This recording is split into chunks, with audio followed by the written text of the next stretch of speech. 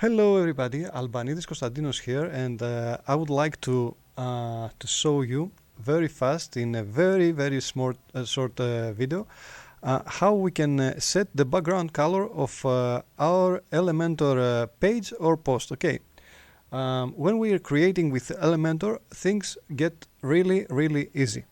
Let me show you. I'm gonna just go here to the cog and I'm gonna click to the settings, and over here I'm gonna have to go to style. To style, I just go to the setting of background type and select just the color. Here I can select a color, any color. Let's make it, let's say I want to have it blue here, or I want it black. I just select what color I want to have as a background, and I update. That was that was all.